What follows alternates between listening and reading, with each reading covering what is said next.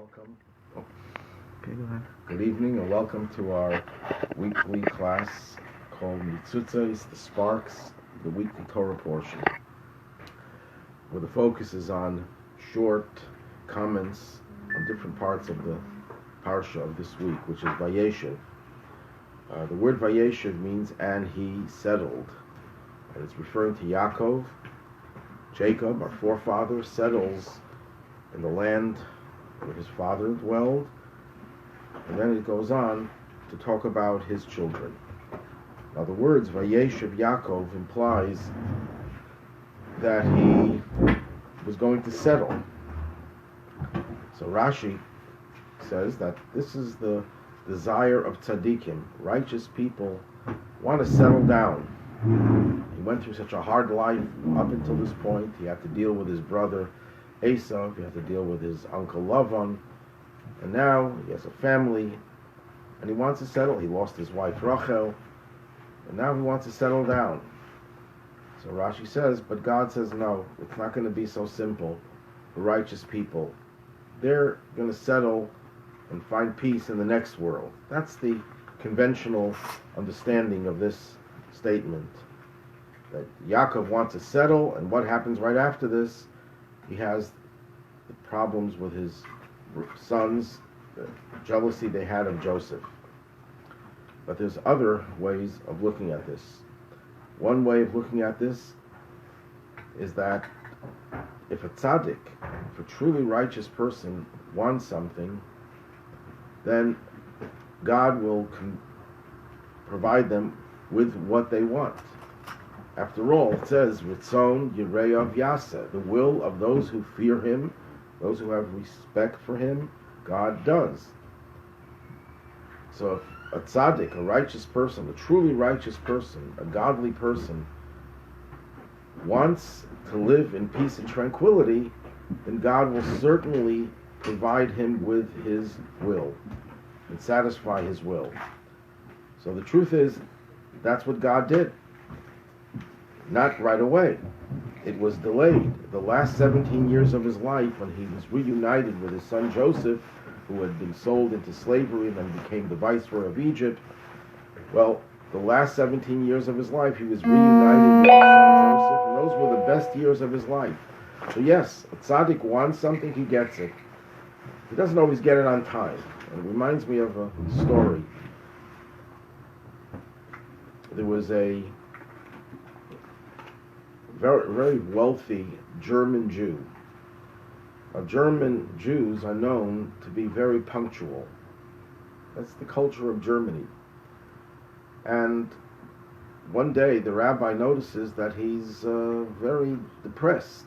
So he asks him, what's wrong? He says, well, I suffered tremendous losses in my business. So the rabbi says, well, then pray to God.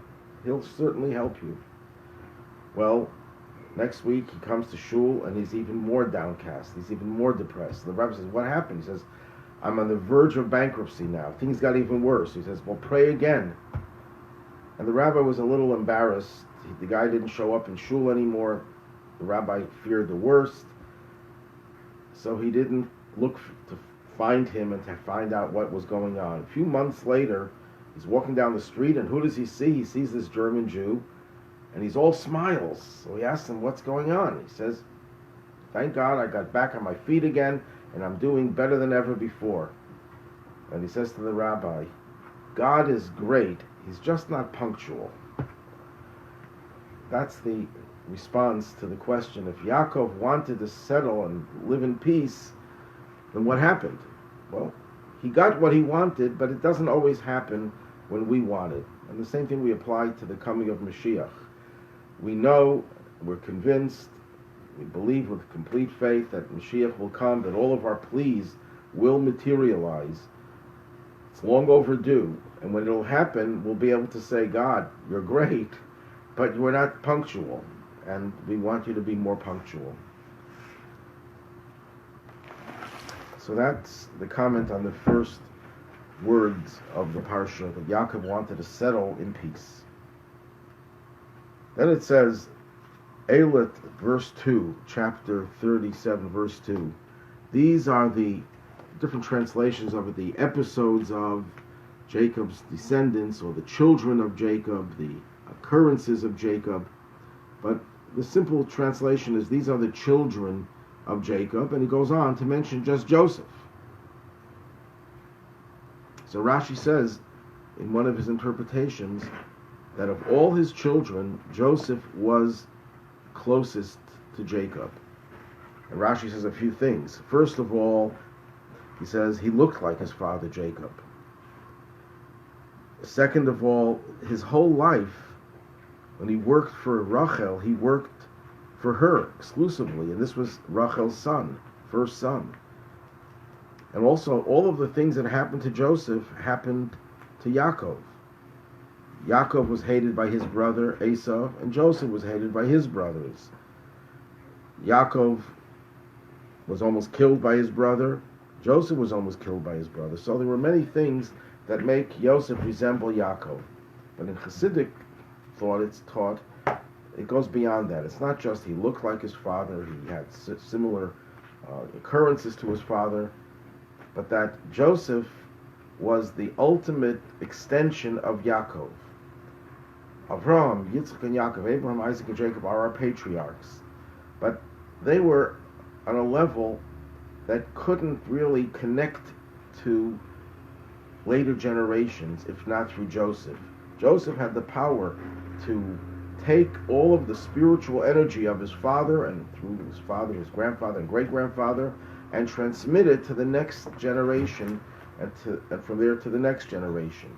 Joseph had an uncanny ability to take the highest and bring it down to the lowest. You know, a good teacher is someone who could teach students on the level that he was trained. A high school teacher, a good high school teacher, could teach high school kids. Elementary school teacher could teach elementary school kids.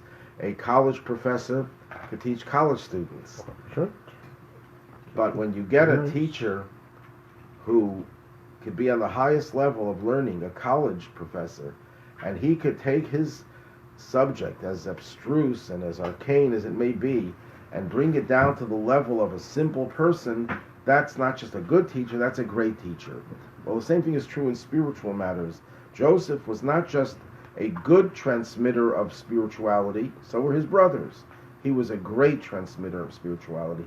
He could take the highest, the most lofty ideals of his father and grandfather, great-grandfather, and bring it down even into a place like Egypt, which was what happened later on. Now, it says right after this is the source of all the problems, in verse 3, that Israel, it's another name for Jacob, loved Joseph more than all his sons, because he was born to him in his old age. So he made him a robe of fine wool. That's one of the translations. He made him the very fancy coat. And the brothers saw this, and they hated him. So the question is, why could Jacob not appreciate the fact that when you show favoritism to one child, you get only one child a nice coat and none of the others, and he could afford it. Jacob was a wealthy man. So why would Jacob do a thing like this? We all learned the lesson from this, that a parent should not show favoritism to any child, because of what happened when he showed favoritism to Joseph. That created this greatest rift. They wanted to kill him. So one commentary, Chassam Sofer, a 19th century great Talmudist, says the following. It's not the simple understanding of it, but it's very interesting. He said, on the contrary, Jacob tried to hide the fact that Joseph was his favorite son. How did he hide it? Jacob was all about spiritual matters, as were the other patriarchs. Joseph, he bought him a nice, beautiful coat as a way of covering up the fact that he had a special spiritual relationship with Joseph. If his relationship with Joseph was very spiritual, why would he buy him a beautiful coat? He would spend more time teaching him, which he did. But to cover up that, he made it sound like, oh, Joseph is not on your level. He's on a lower level. He's into physical things. He's into dressing nice. He's into looking handsome, and he used to take care of his looks. And, you could expect the father to give a little bit more attention to his son, to the black sheep in the family. So Jacob was actually trying to cover up his special treatment of Joseph by acting as if he was really the black sheep. The brothers were not fools. They saw through the ruse, and that's why they hated him. Then we go on. He had no mother also, so he needed special attention. He needed special, okay, but it was more than special attention, so we had to cover it up.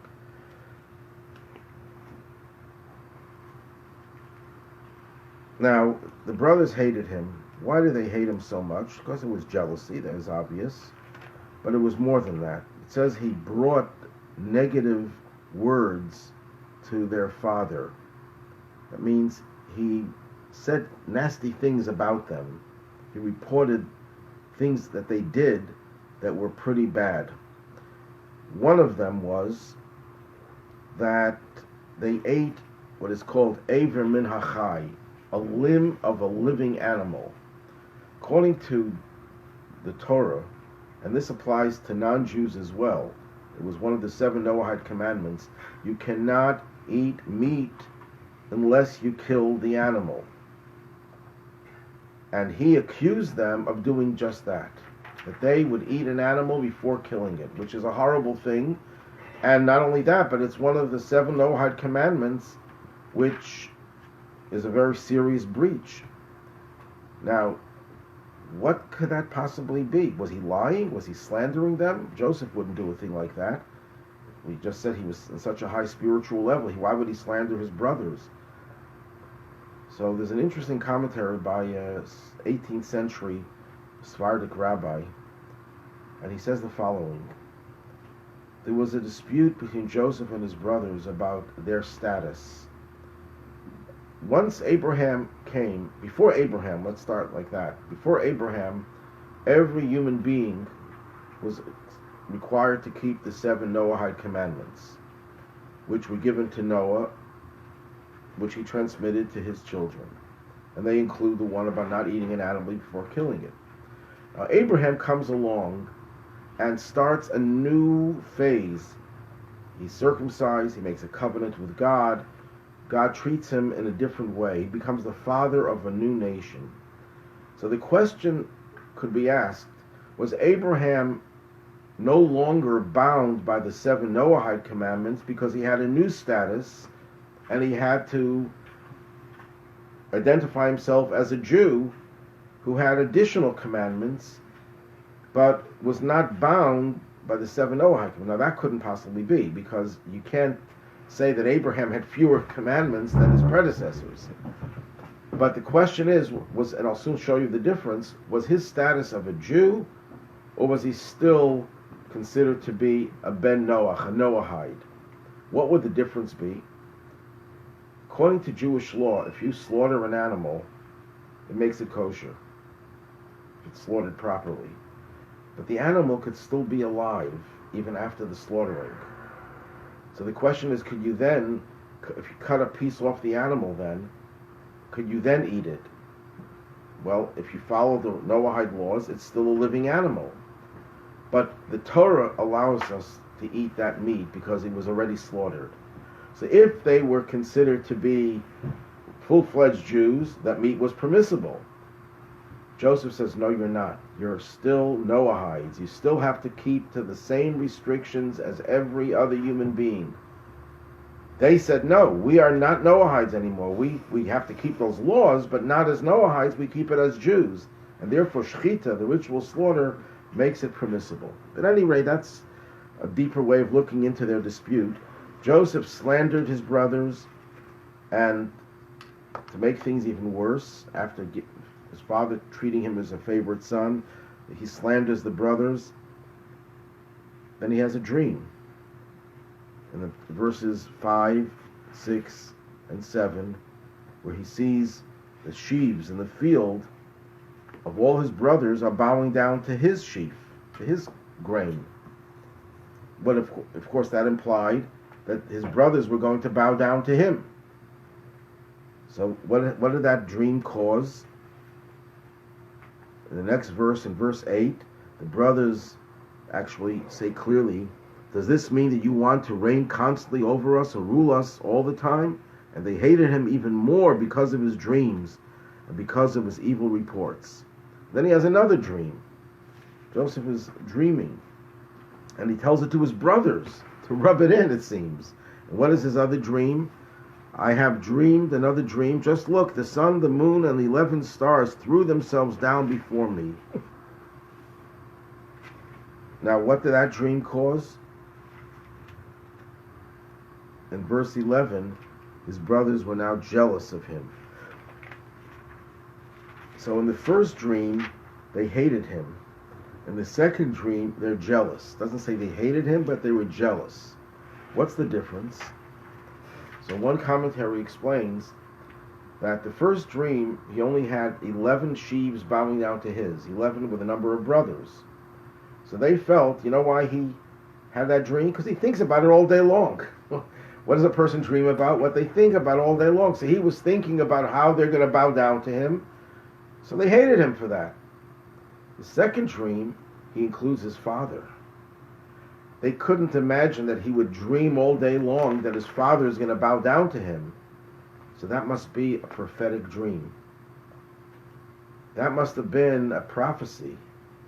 And they therefore were jealous of him. They couldn't hate him because of it, because it didn't show that he was thinking about it all day long. But it did show that he was going to become their master. And there was some truth to it, there's some substance to it. So they were jealous of him at this point. There's another commentary points out that in both of these dreams, he prefaces it by the word hine.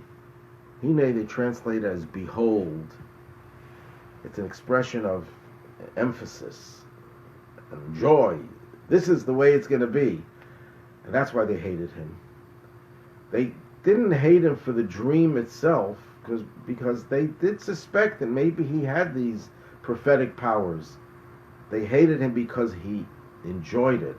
He was happy to have this dream come true, that he would become their master. Because there are times when a prophet has a dream and a prophecy, and he resists it. You know the story of Jonah. Jonah gets a prophecy, he's a prophet, and he doesn't want to tell the prophecy.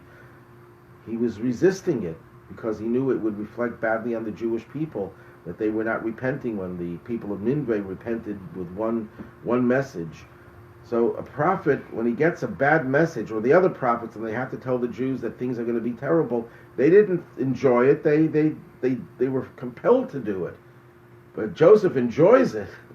That's something they couldn't tolerate.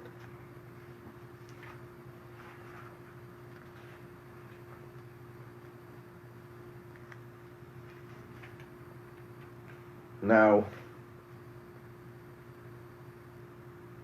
why do they want to kill him? To jump ahead a little bit, Jacob sends Joseph to see how his brothers are doing. They're taking care of the sheep. And when he approaches, they are plotting to kill him. Why did they want to kill him? Because he had a few dreams? Because he was a spoiled kid? What was the reason? So there are several explanations given. One explanation is they considered him to be a rodef. A rodef is someone who threatens your life. You're allowed to kill someone who threatens your life. It's self-defense.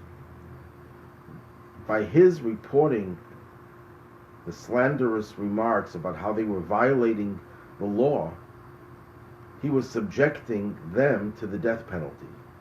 Because in those days, you violated the Noahide laws, the courts could mete out the death penalty. So they felt that he was threatening their lives. They felt they had a right to prevent that by killing him. Another interpretation is, and this conflicts with what I said before, that they did believe that his dreams were prophetic, that they believed that he was a false prophet. Because they couldn't imagine that the dream could be true, that he would be their leader, and not only that, but his father and his mother would become his subjects and bow down to him. So they were convinced that he was a false prophet. A false prophet is also guilty of a capital crime. And therefore they felt they had a right to kill him. And what do? They are ready to kill him, and Reuven comes along, the oldest brother, And he says, no, don't touch him. Don't do anything. This is in chapter 37,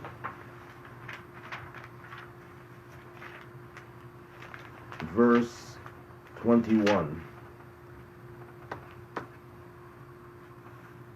When Reuven heard their plan, he saved Joseph from their hands. He said, let's not give him a lethal blow. Let's not kill him. And he goes on to say, don't shed blood, Reuben said to them. Throw him into this pit that's in the desert, but don't lay a hand upon him. And he said this only in order to save Joseph from their hands. Later on, he planned to return him to his father. But what happened? Where did he go? He left his brothers. So Rashi says because he was still atoning for the sin that he had committed, mentioned in the earlier section, that he mixed up the bed of his father and put it in the tent of his mother, taking it away from the tent of Bilhah. And he was engaged in penance for that sin. So the Rebbe once pointed out something very powerful. If Reuben would have stayed and would have been around when they sold him, which is what happened as soon as he left, he would have never allowed it. Because what was the reason he wanted to throw him in a pit? To get him back to his father. Because he felt, as the oldest son, that he was responsible, and his father would never forgive him, knowing that he was responsible for Joseph's disappearance. So he would have saved Joseph. What would have happened if Joseph would have been saved? Joseph would have never gone to Egypt. As a result, there would have never been a slavery. So the whole exile, you could trace it back to this one event, that Reuven took care of his own spiritual needs. And the Rebbe would always say that a Jew has no right to engage in his own spiritual needs when there are people out there who are in danger of being lost. That's a very powerful lesson from this. Well, they listened to him. They took off his coat. They threw him to the pit. And in verse 24, the Torah describes the pit as a pit was empty. It had no water in it. Now, Rashi asks, that's redundant. Obviously, if it was empty, it had no water in it. So Rashi says, and he quotes the Talmud, it had no water in it, but it had some snakes and scorpions. Not too bad. Just snakes and scorpions. So the question is, isn't that a death sentence? Because the snakes and scorpions in the deserts are usually poisonous, and they could be lethal.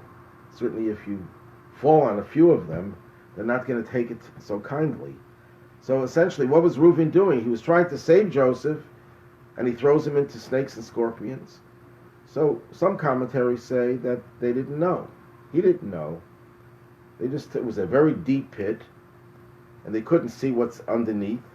So they just threw him in, and that was it, not knowing that that would perhaps lead to his death. That's one interpretation. Another one, given by the Or HaChaim and others, that a tzaddik, a righteous person, will never be harmed by a creature of God, except for a human being, another human being. Human beings have free choice.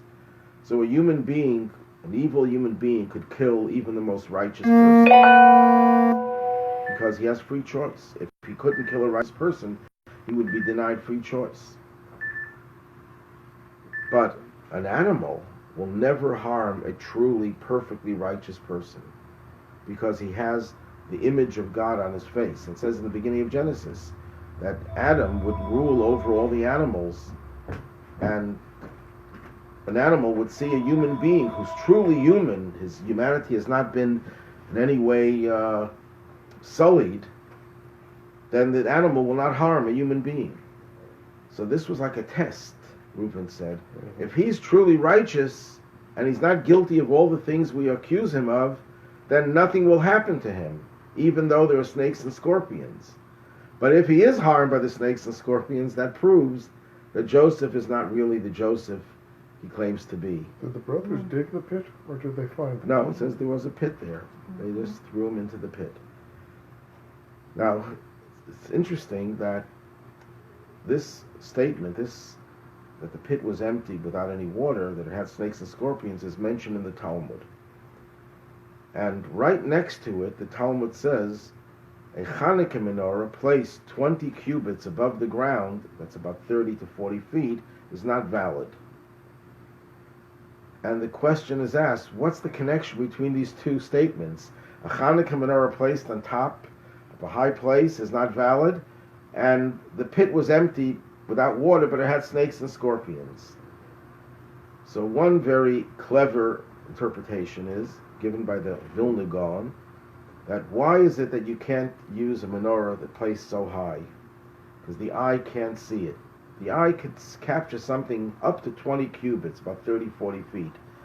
Doesn't mean the eye can't see it, but the eye doesn't really capture it. Your eye just picks up certain things within a certain range. That answers the question why they threw him into the pit. If Reuben wanted to save him, and there were snakes and scorpions, the pit must have been 20 cubits deep. So they didn't see the snakes and scorpions. So that's the connection between these two. But I think there's a deeper connection, more spiritual connection. What is the reason you can't put a Hanukkah menorah too high? Hanukkah menorah represents the ideals of light, Torah, which is light, the ideals of miracles, all the positive themes. Sometimes people try to reject the influence of Torah, the influence of the miracle, the influence of Hanukkah, the influence of the spiritual energies. And how do they do it?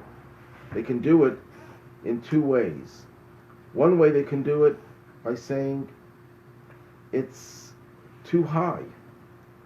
I'm not gonna, it's beyond me. It's not something that I can access, something that I can really benefit from. I'm not that holy. I'm not that spiritual. That's the idea. If you put your Hanukkah menorah on a pedestal, 20 cubits high, in Hebrew the word for 20 is esrim, which has the numerical value as the word keser, which means crown. Crown is above. It's above the head. It's aloof. It's distant. It's remote. It's too lofty. That's just as bad as throwing someone into the snakes and scorpions.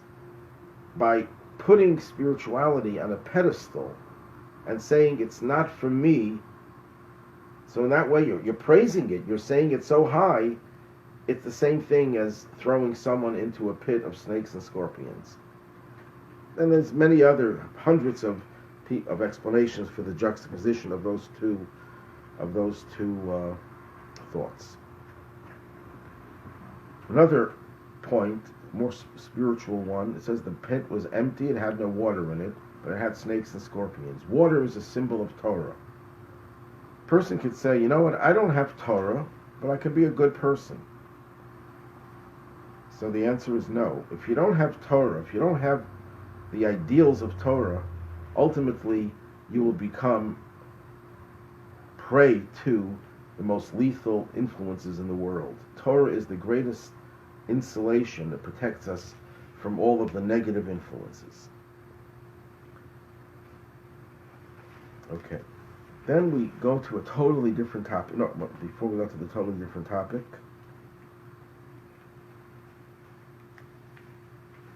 Joseph is now gone.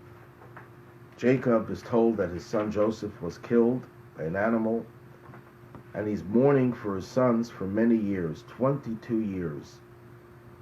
The significance of 22, Rashi says, is Jacob left his own parents and was far from them for 22 years.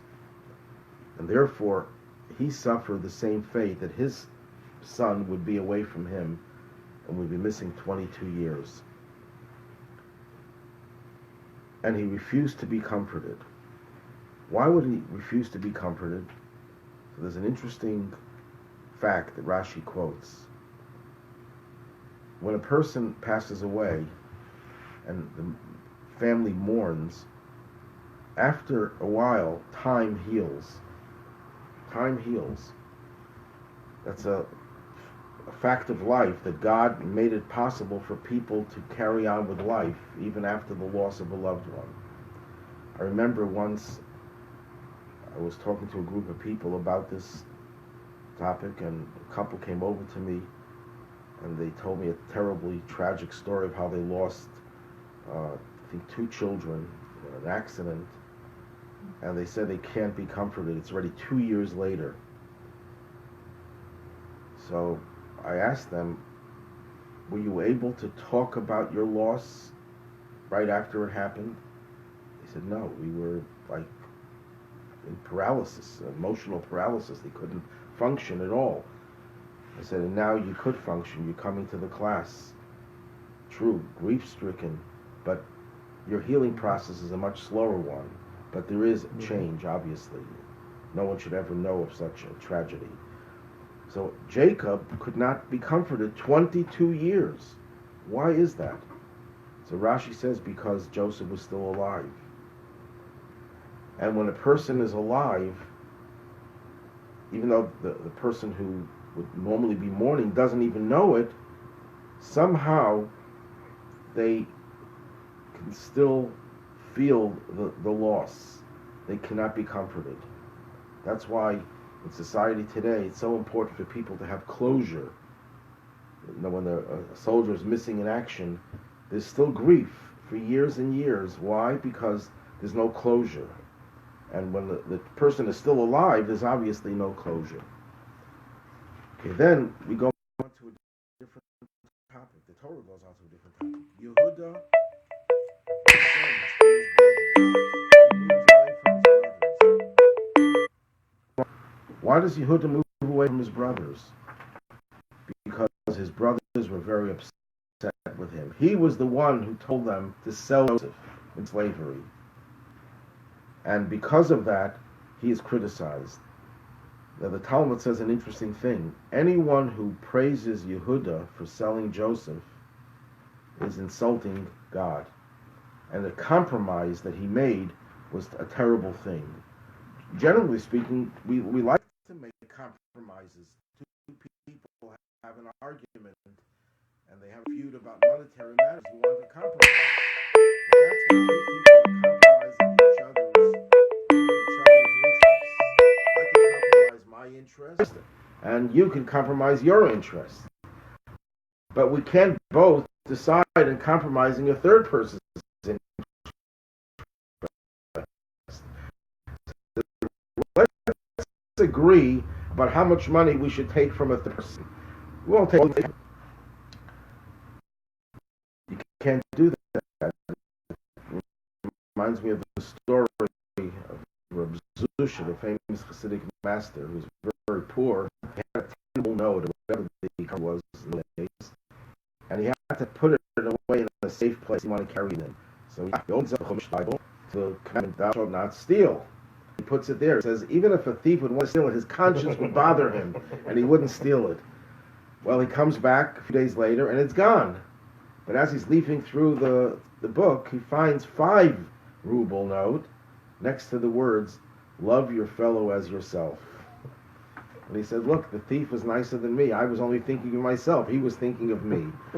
But, you can't do that. He compromised. That thief, he could have stolen the whole thing. He made a compromise, but that's not a kosher compromise.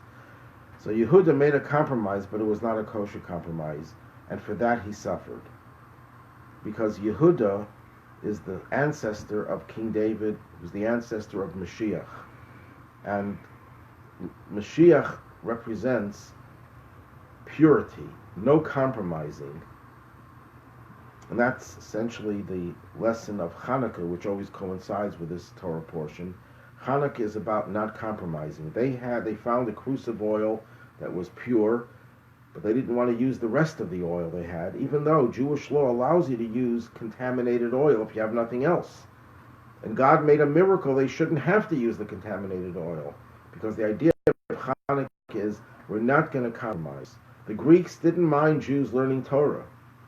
as long as they compromised it and looked at it as a beautiful piece of poetry and sophisticated intellectual concepts.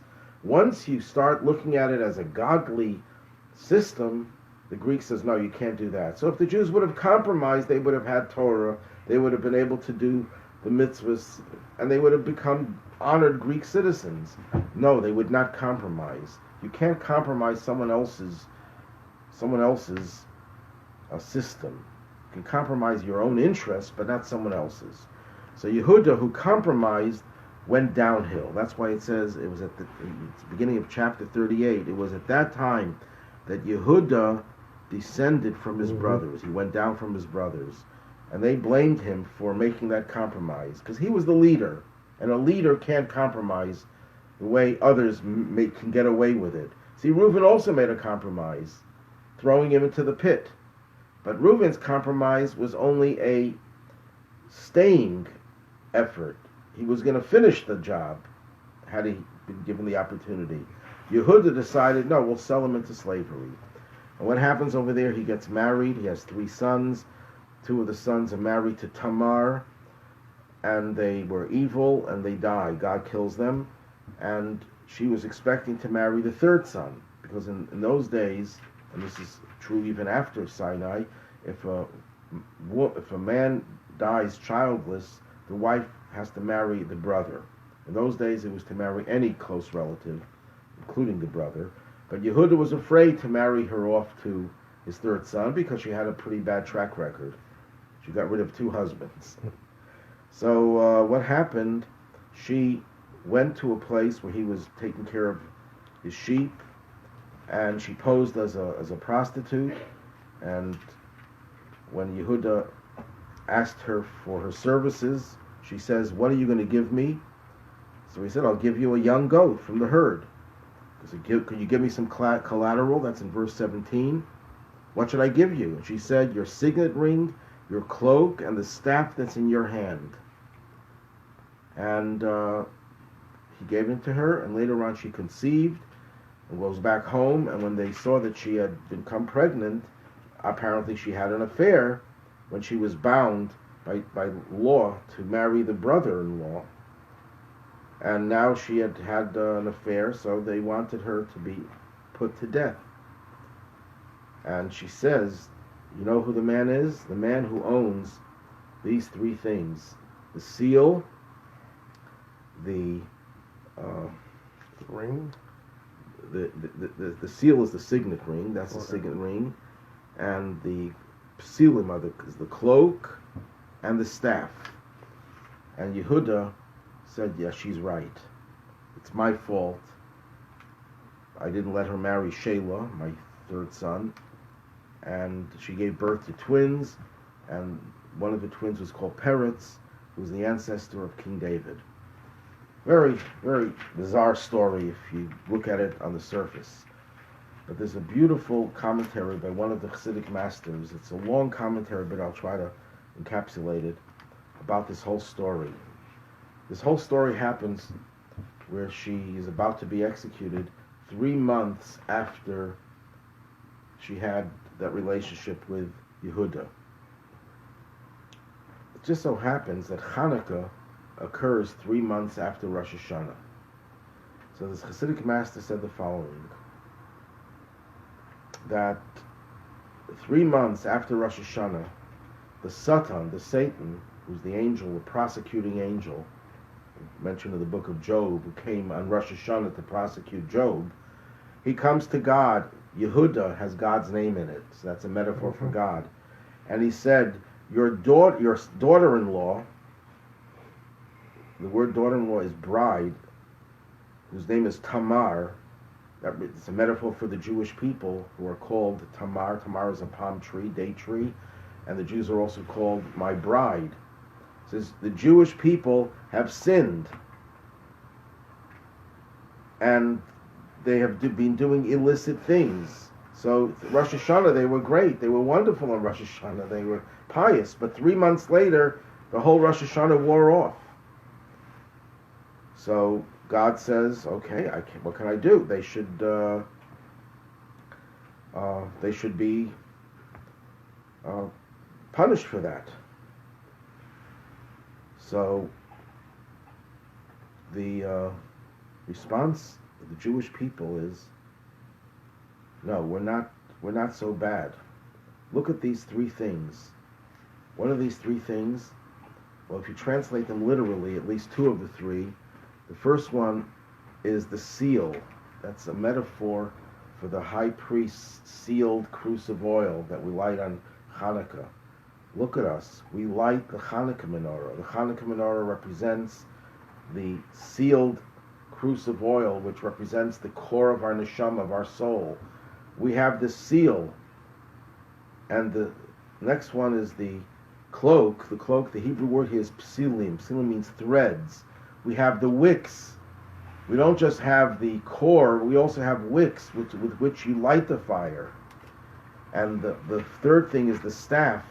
The word staff, he says, numerically adds up to the word kli, the menorah that contains the oil. We have all these different resources. So if we sinned, it's not who we are. And God, Yehuda says, again, metaphors for God, you're right. The Jewish people are right. You know why they behave this way?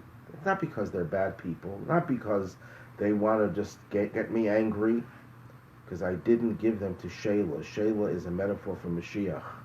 Mashiach is called Shiloh. Shelah and Shiloh are related. It's because I didn't let them go out of exile. I kept them in exile too long, so it's really my fault. That's a beautiful commentary by one of the early Hasidic masters. The book is called Bat Ayin. Okay, then we go on to Joseph is now in Egypt. He's sold to Potiphar. Very successful in the house of Potiphar. Joseph was a natural manager and leader. And then he's propositioned by the wife of Potiphar. She wants to have a relationship with him when no one is home. And it says, Vayima'en, and he refused.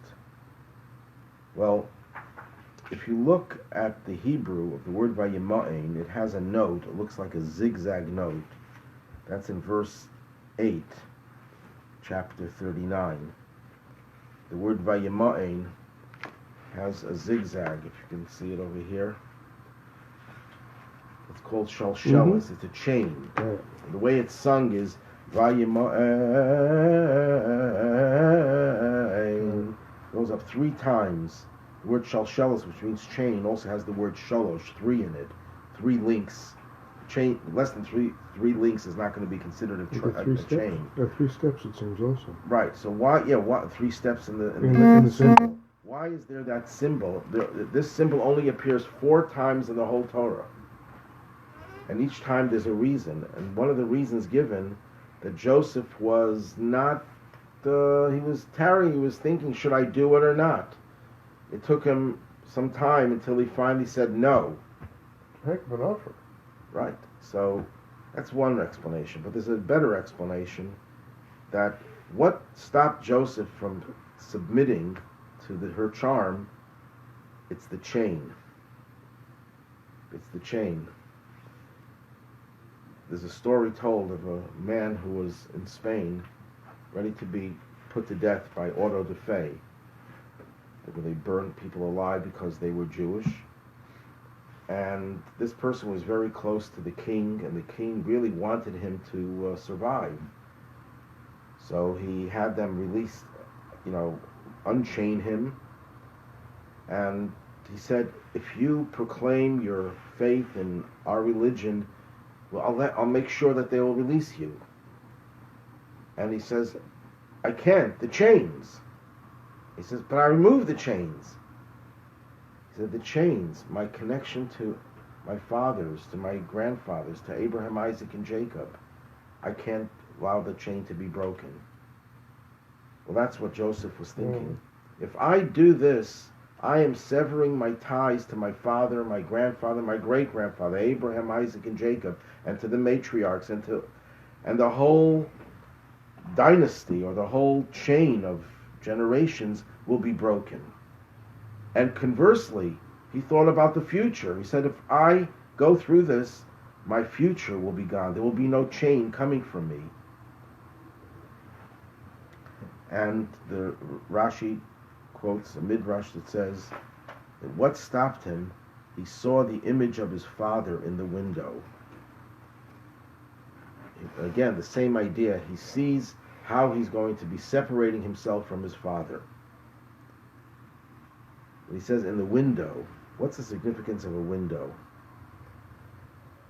The previous Lubavitcher Rebbe once explained that the word window is, in Hebrew, it's in Aramaic actually, the word is kavein, which is the same root as the word kavanah. Kavanah means feeling. A window means you open up a space in a wall that is a barrier between your mind and your heart. Most people who do the wrong thing, it's not because of their mind, it's because of their heart. And their mind cannot control their heart. There's a blockage. But if you open up a window and you let the light come through, then you don't have a problem. The heart is controlled by the mind. That's one of the foundations of the Tanya, that the mind by nature controls the heart.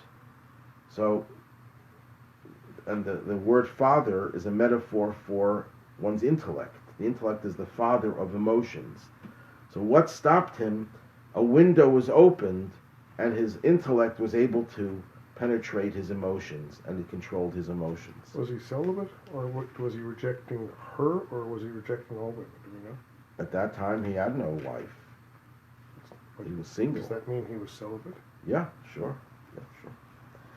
Okay, and then he's put in jail because she now accuses him of the very opposite of what she was trying to do, what he really did, and she was the culprit. He's thrown into jail, and he seems to be taking over the jail. He's like the inner manager.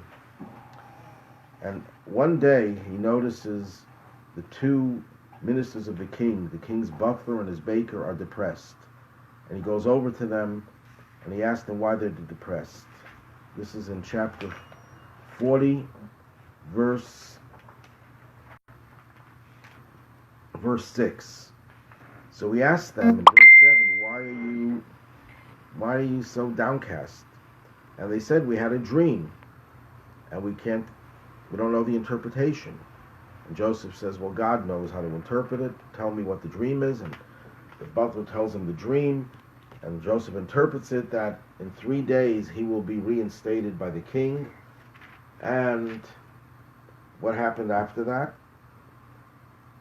2 years later, the next week's Parsha, Pharaoh has a dream, and he can't interpret it. Fat cows being swallowed up by skinny cows, fat stalks of grain being swallowed up by skinny stalks of grain.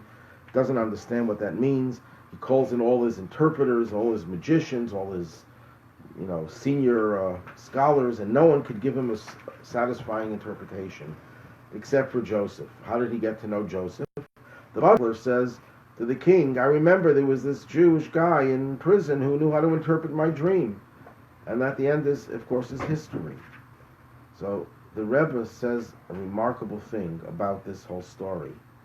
The Rambam, Maimonides, codifies a statement in the Talmud that a person should always consider one mitzvah, one positive act, as not just being what did I do? Life is made up of so many thousands and thousands and thousands of days, and I did one mitzvah in my life, it has no value. No, that's not true. Every mitzvah could save the whole world. You have to look at the world as if it's evenly balanced between good and evil, and even a feather of a mitzvah will tip the scales. That sounds very pie in the sky. Where can you see how one mitzvah could save the world? So the Rebbe says, look at over here. Look at Joseph. He's in prison. He should have been the most miserable person on earth. How does he end up in an Egyptian prison? Here he's the prince of his family. He's going to carry on the legacy of Abraham, Isaac, and Jacob. He has a glorious future ahead of him. And he's sold by his brothers into slavery after being thrown into a pit with snakes and scorpions. And then he comes to Egypt. He finally makes it in the house of Potiphar, and then he's thrown into jail, an innocent person. He should have been angry. I remember visiting Attica. There was a certain inmate who was there for a white-collar crime, but he was given a very hefty sentence. And he didn't want to come to any Jewish events because he was so angry. Mm-hmm. He felt that he was cheated because he wasn't the only one who did it, and the other people who did it didn't want to take the brunt for him. It was his own children, and he was so angry. You know, I could see how Joseph would have been the most angry person, and if he sees two pagans depressed, he could have said to himself, why shouldn't they be depressed? I mean, I'm depressed. So they're depressed, you know, and the jails in those days were not even close to the jails we have today. But Joseph says, no, I see a human being who's depressed. I want to know what I can do for them. It's one little gesture. What would have happened? Let's remake history. Joseph minds his own business, doesn't ask them why they're depressed. So they, of course, would never have told him their dreams. So the butler would have never known that Joseph knows how to interpret dreams. 2 years later, after he's released, there's a terrible, Pharaoh has a dream, and no one could interpret it. There's no Joseph around, because no one knows that Joseph knows how to interpret dreams. So what happens? There are 7 years of plenty. Everyone thinks it's going to last forever. So all of the produce is consumed. No one prepares for the famine. And the 7 years of famine, everyone dies. And it wasn't just in Egypt. The famine was all over. So the whole world's population would have died of hunger if Joseph would not have made that gesture.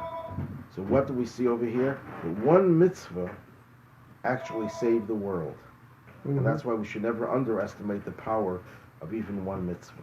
At the very end, Joseph says to the butler, please, he begs him, could you remember me? Go to Pharaoh and tell him that I'm innocent. This is in verse 14. If you would then remember me alongside you when things go well for you, please do me a favor and mention me to Pharaoh and get me out of this prison. And he goes on, for I was kidnapped from the land of the Hebrews, and I haven't done anything wrong here either for them to have put me into prison. So what does it say in the last verse of the Parsha? He was forgotten. But the chief butler did not remember Joseph, and he forgot him. That's redundant. It means he forgot him right away, he didn't remember, and later on he still forgot. He didn't. Why did he forget? Because he didn't care. Forgetfulness is a very big problem, a spiritual problem. When something is not important to you, you forget it. If something is part of who you are, you won't forget it. But if it's not important, you will forget it. Unless, God forbid, a person is suffering from some type of brain damage. Forgetfulness is a sign that it's a very loose connection that you have to that thing. Again, there's a connection to Hanukkah. The Greeks sought to make us forget the Torah. They wanted us to look at Torah as a secondary part of our lives. Not, it should be our very essence. If it's not your essence, you forget. And that's the connection to the idea of oil. The Talmud says that olive oil helps the memory. What does that mean in a spiritual sense? The oil that we light on Hanukkah, which is the oil, the flame that comes from the depths of our neshama, makes us recognize that our connection to the spiritual is not a superficial one.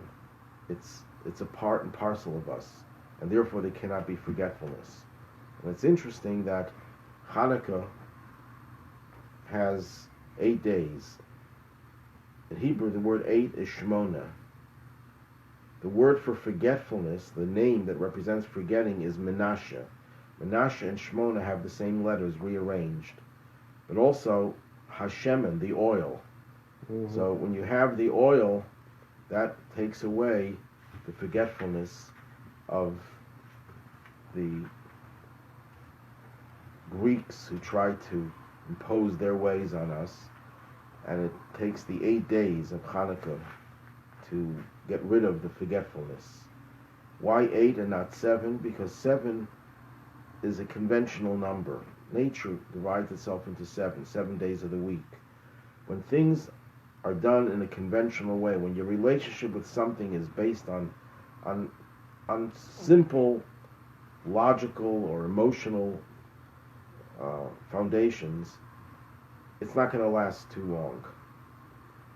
But when you have 8 goes deeper than the convention. When you relate to the essence of something, that means that the connection will always be there. Thank you.